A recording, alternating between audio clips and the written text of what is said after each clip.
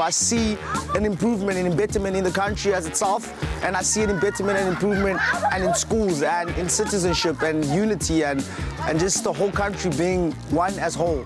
I would say like South Africa at the moment is going down. Yeah, with the new president that just came in, like the economics. South Africa is like the best country I've been in, and there hasn't really been any serious natural disasters. Like, we're all good here. It's chill. It's like we're in a place of limbo. It's like we all are just trying to figure out like our own lives and wherever we want to be. But I think it's also like amazing what's happening, because it's like there's no like definite definition of anything, like a set whatever. And I think that's what's cool that's happening. It's like we all are just like doing whatever we want to do, testing out new things. It's just gonna be amazing, man, to see like what the end product will be. I don't know. Petrol's gonna be cheaper, you know. Inflation is gonna rise, you know. So if everyone could just come together and race could not be such an obstacle, which I think is kind of pushed by the government, I think our country could really have a beautiful future. Well, politically, I see South Africa in a very good place, judging from the fact that we have a new president and he's making very positive changes in our country. I feel like the past makes us who we are, but in order to get to the future, we need to get away from the past, and we can't keep on dwelling on what has gone wrong, and we need to focus on a better future. So we're heading into the future of the Born Frees, so I think that would mean a lot of change, especially a lot of change in ideas, especially with regards to the ANC, previously seen as Mandela's party. Not leaving it in our parents' hands, but we're taking a stand on our own. And I believe that when the youth stands up, that just empowers others also. And I think that if South Africans are prepared to have conversations with each other, that South Africa will be moving in a forward direction. Is South Africa going forward? I think so. I think that discussions in the parliament and things like that are getting better and more civil. I think people at the moment should like stop like depending on the government. I think that South Africa is moving to an interesting phase in its development, because I think it's moved past the initial phase of kind of transforming after the end of apartheid, so now it's kind of getting to a place where we need to get like proper structures in. It's like a lot of change is going to happen in our lifetime. I guess it's just going to be better, I hope. Well, there it is. There it is. Interviewing a whole bunch of amazing young people in our city and in South Africa. That is correct. Which was very fun and interesting. We're going to invite all our guys up onto the platform, and you can grab a seat. Come on, let's give them a huge hand as they make their way. And you can grab a seat, guys, and make yourself at home. And we got some crew with us, because when young people show up, you show up with a crew, you know. That's right. You're going to show up on your own. So, my name's Reese. This is Nolo, and we're going to kind of be hosting the panel. And we've got some amazing people with us, just kind of from all different areas as young people. And we thought it'd be awesome, you know, speaking about the future of South Africa, to actually interview and chat to the future of South Africa. And also the people we believe that are actually making a difference and are trying to do something in South Africa. And so we got Zach Walters on the edge over there, and he's in grade 11 at Sachs High. That's right. So he's awesome. And then we got Takara Klainsmith, who's in grade 11 at Kaylin High School. And we got Alex Biaya. Did I say that right? Alex Biaya at UCT, living the dream. And then I'm not sure if you know Rachel Khaleesi over here, who is awesome. She is killing the game. She is next level. Behind every great man, there's a great woman. That's right. She told me to say that. Not really. But so we thought it'd be awesome. Obviously, the reason why we did that video was quite interesting. We asked the question, where do you see South Africa in the next 20 years, to young people? And what we noticed was high schoolers didn't know what to say, firstly. And when they were put on the spot to say something, they felt like they had to be positive, even if they didn't have any info on what to say. And we felt like uni students had a whole lot to say. So it was very interesting to see. And so we thought it'd be awesome to get some young people up and people doing something for the next generation, and hear what they have to say. And so Nolo's going to kind of set this up. Absolutely. Let's great. go. Good afternoon. Today's been incredible. Thank you, Pastor Phil and the team for organizing this. These questions actually Pastor Phil's, but he's looked so cool sitting like this all day. with his clipboard on his lap. I thought, Pastor Phil's my hero, so I thought, let me just sit there like this. You don't actually have any questions? I don't, honestly, these are his things, but... And I also have to say that just before the panel, Nolo was wearing a denim jacket. I was. And then he changed his jacket. I changed. Let me tell you why I changed. You see me with this jacket. You saw Very with her cape. She's a superwoman. And the reason is because we're from Johannesburg, and we're from a place called Braamfontein, and we're from this building called the Alex, but we actually call it Wakanda. And so, shout out Wakizi. And so we out here with the cool clothing. But we thought really before we continue on, and we've got some questions for these guys, we thought we'd take a moment to really set the platform in terms of painting the South African landscape with regards to youth. And the reality is this, in times of change, people who are unable to embrace a new reality will soon find themselves well prepared for a future that no longer exists. And what happened in South Africa is that we have been really victim to what I call success. So post-1994, young people were the biggest beneficiaries of our democracy. All of a sudden, people who went to schools in townships could now go to good schools and Model C schools and private schools and university. But 20 years plus on, we have to ask ourselves the question, is the way we're building things going to be conducive for the young people, not just today, but for the future they want to be a part of? And so when we engage these people and these incredible young people with all their views, we have to understand that that is actually where we're coming from. And to paint the picture with you, a recent stat came out roughly about 3.5 weeks ago, and I've been a manic man since that stat. I think I've emailed everyone about that statistic, but it really shocked me that South Africa has a youth unemployment rate of 67%. To put it in simple terms, if you're looking at everyone here, probably only 5 of us or 4 would have jobs, not to mention quality jobs that can actually impact our families and help us participate in society in an adequate way. And on top of that, South Africans, you know, when you're talking youth, you're talking about 20 million young people in this country, aged between 14 and 35. 20 million. To put that in context, of the 58 states in Africa, it's 58 because it's Sudan and South Sudan, that's broken up, and also we've got a few islands. If you didn't know, welcome to geography. But of the 58 states we have on this continent, the youth population of South Africa alone is larger than 50 states, including Zambia, Malawi, and Zimbabwe.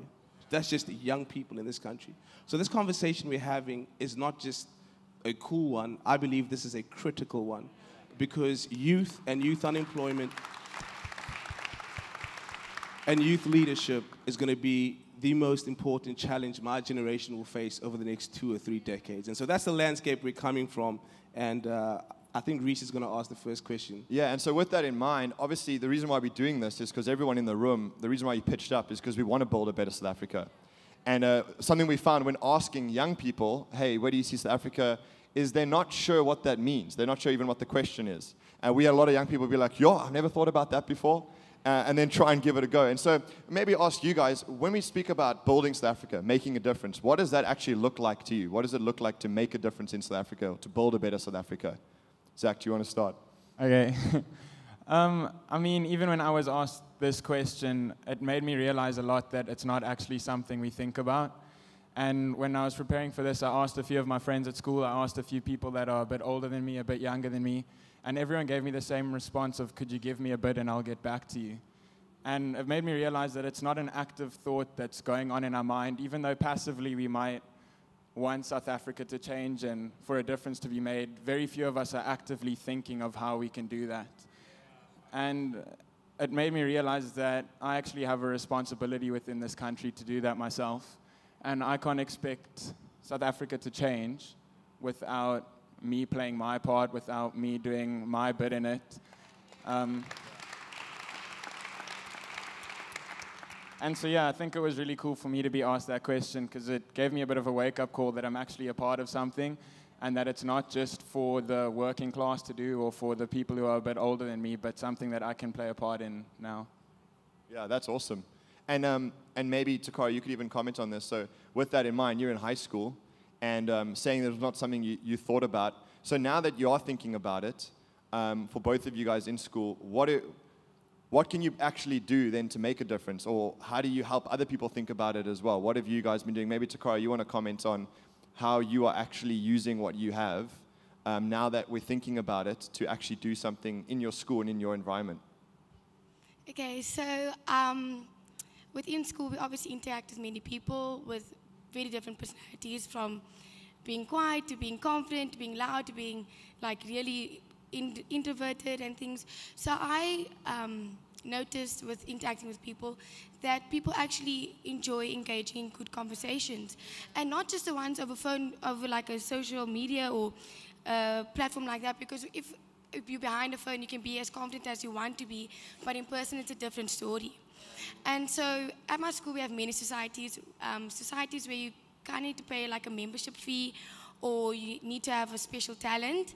And so that sparked something within me to start a hangout, which I call the hangout, with, and my church helped me with this, is to start a hangout within my school that's held in a classroom during breaks. And it's a community, not a society, that encourages to support one another, to have meaningful conversations, and just to back each other even when other people don't.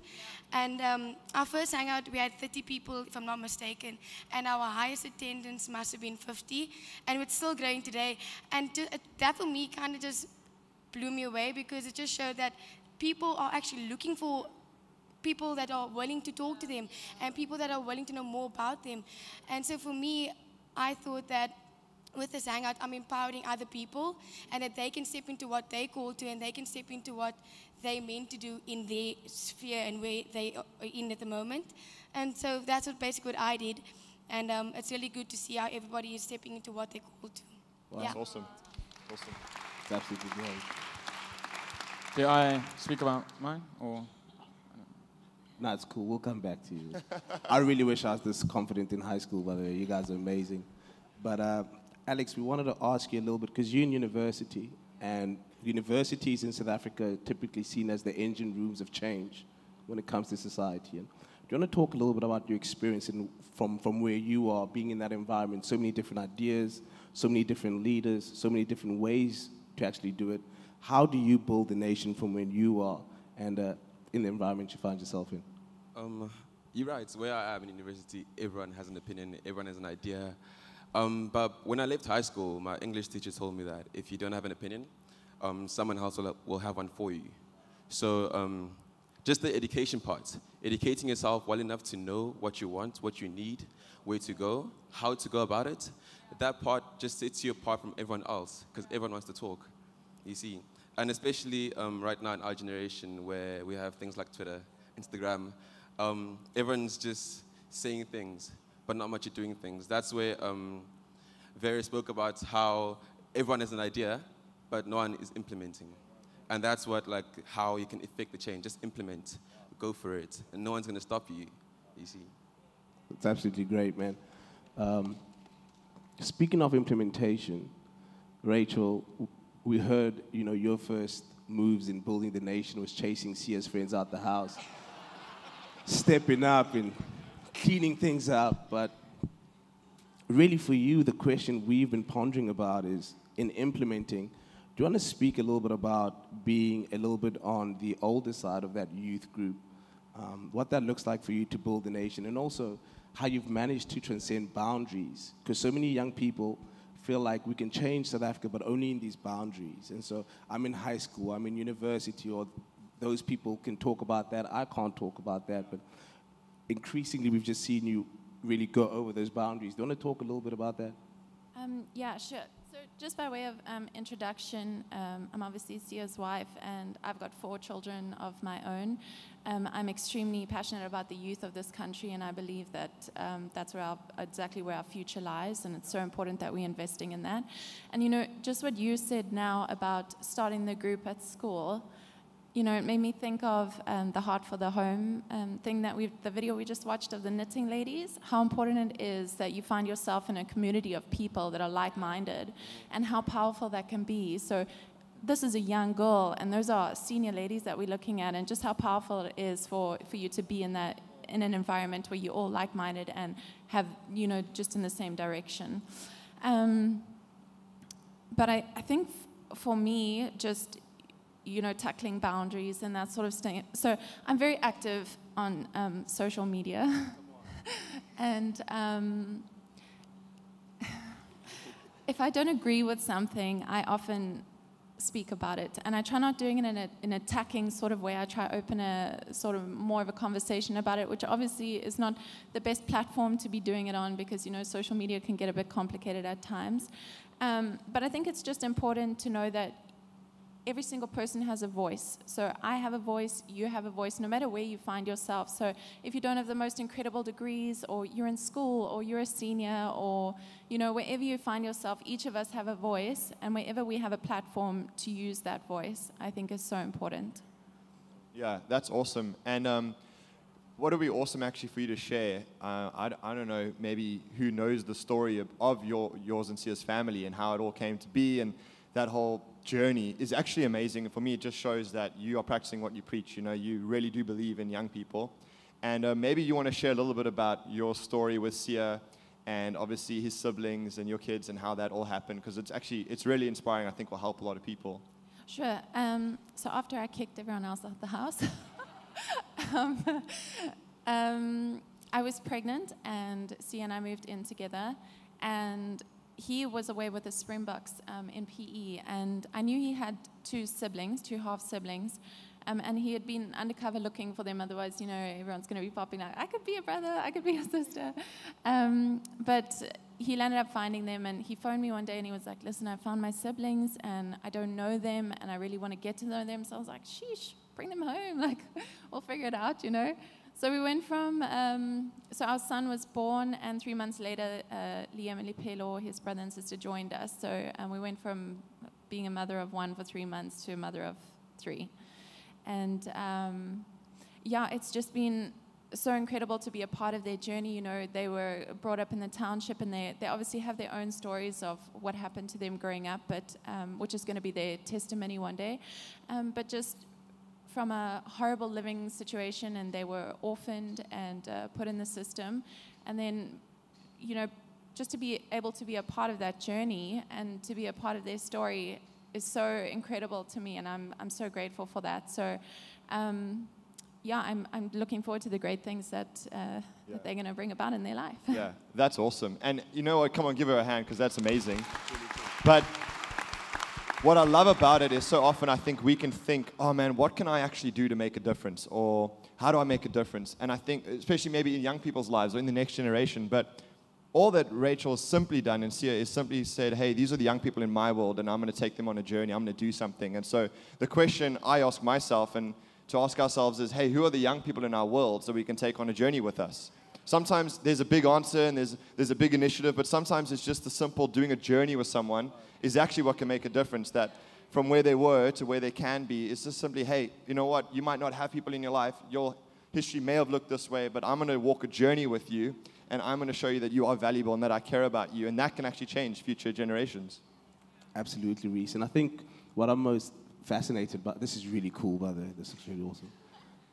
Alex, really interesting. And so if you look at any nation when they grow, one of the things that happens is diversity. And I think someone said it earlier, that we need to approach diversity not as a problem to solve, but as a gift to nurture. And it's a wonderful thing. And so you, obviously, your parents are not from South Africa, grew up in South Africa, have lived here a very long time. And if you look at any successful economy, be it the UK or Australia, diversity is a big part of how that growth actually happens.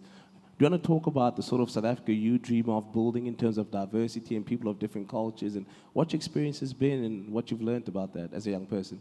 Sure. So my parents are Congolese, and they came here when I was like 3 years or 5 years old. I'm not really sure. But I essentially grew up in South Africa with Congolese values.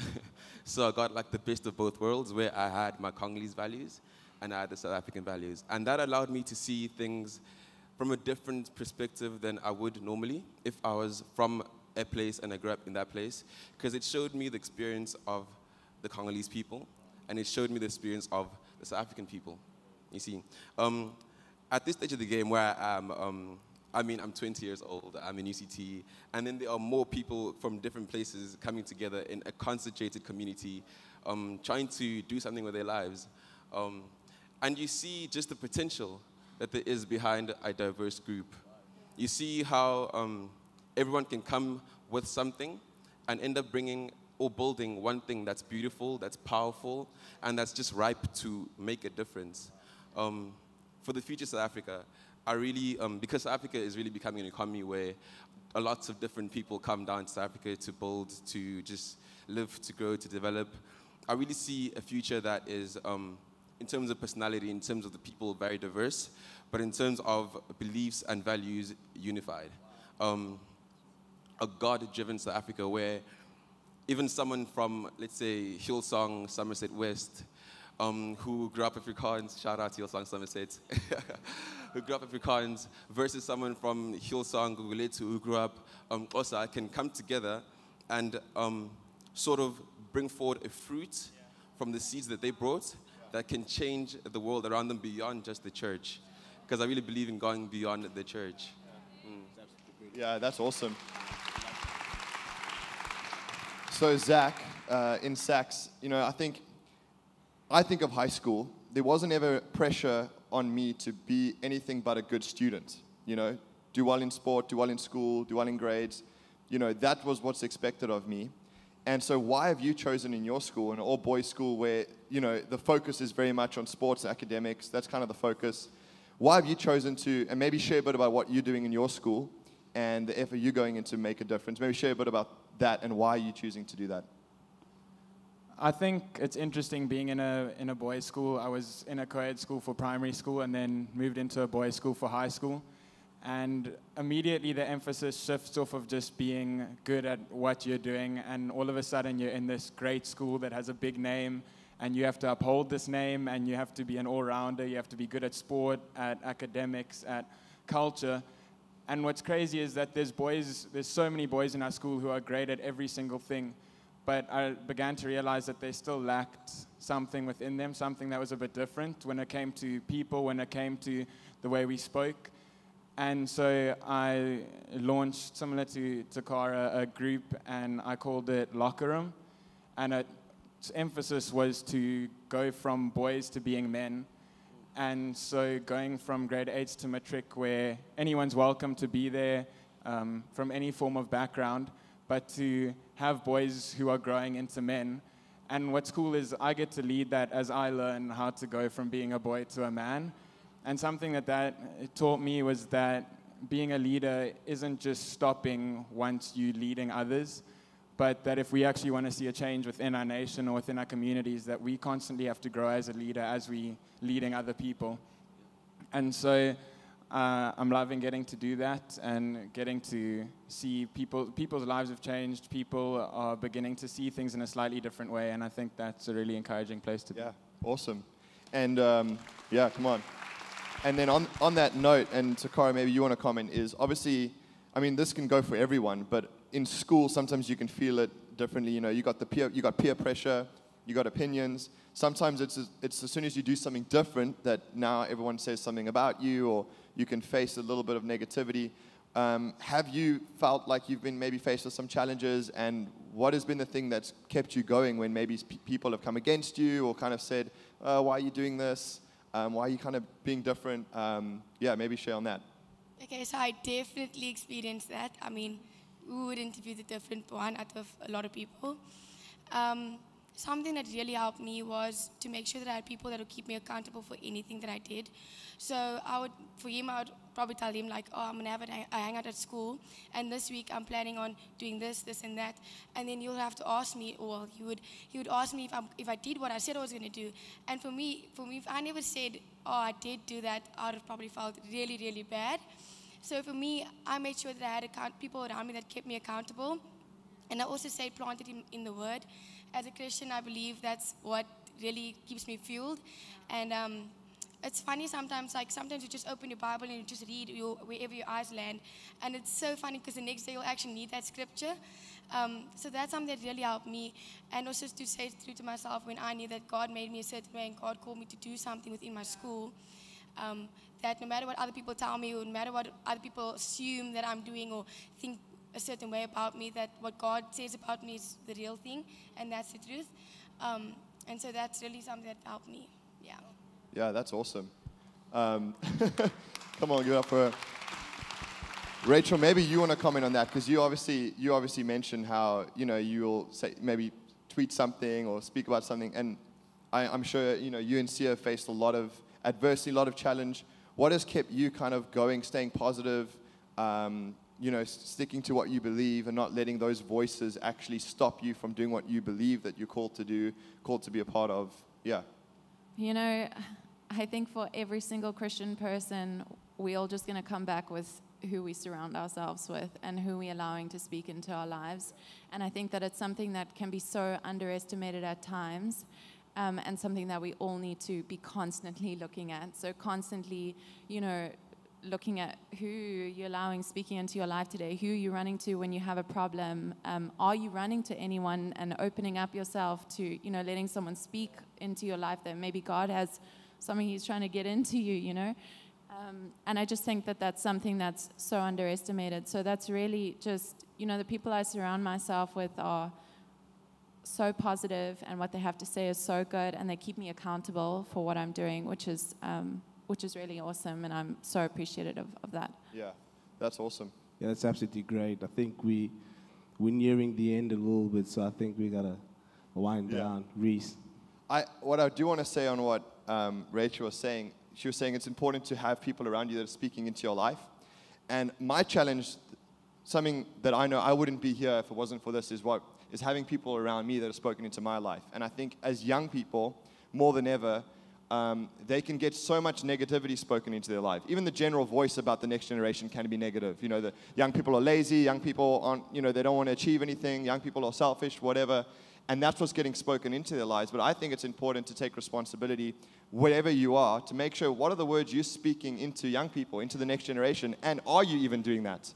And I think maybe some of the things that we think are positive, we think, no, I believe in the country, I believe in the next generation, but when it actually comes to it, do we actually speak positive words into the next generation? Do we speak positive words into young people's lives? And sometimes that can be a small thing that can make such a big difference, that you actually find the young people in your world, maybe it's your kids, maybe it's people in your vicinity, that you go, hey, I'm going to actually be intentional about speaking positivity into their world, speaking life into them, encouraging them. And I reckon for a young person, hearing that from the older generation could really change them and go, wow, actually people do believe in me. People do think I can make a difference.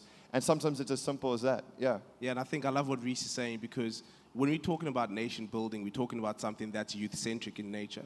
Because the two questions are essentially, who are you building the nation with, and who are you building the nation for?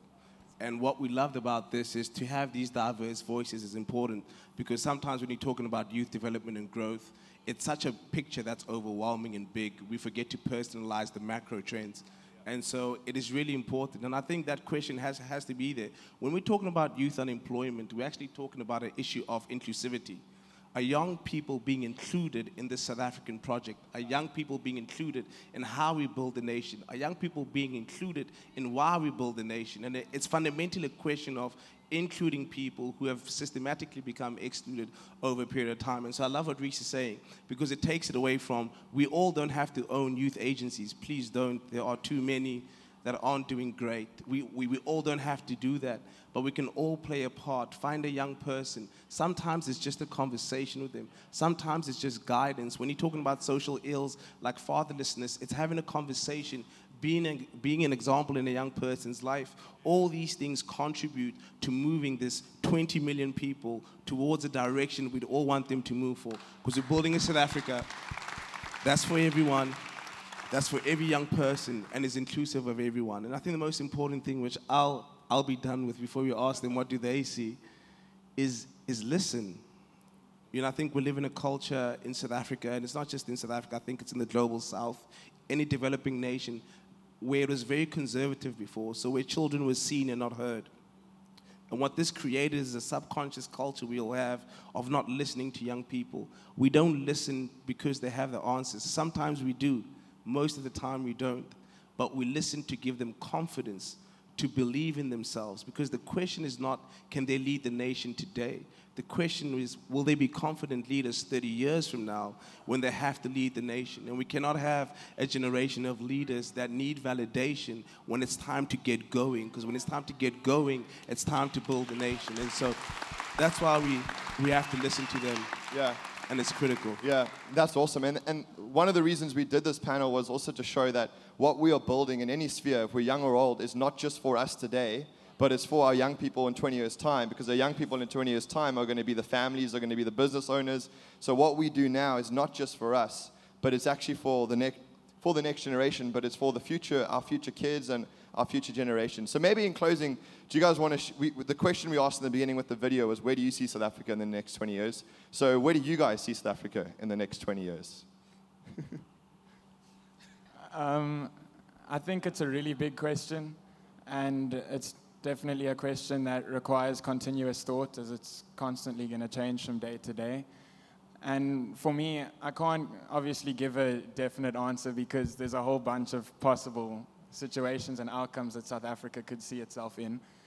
But a crazy thing for me to think about is that 20 years from now, I'm 37, and I'm in the middle of my working class, and the adults who are sitting in this room, the adults who are within our country are entering retirement or are in retirement, and it's up to us as a young generation then to be leading.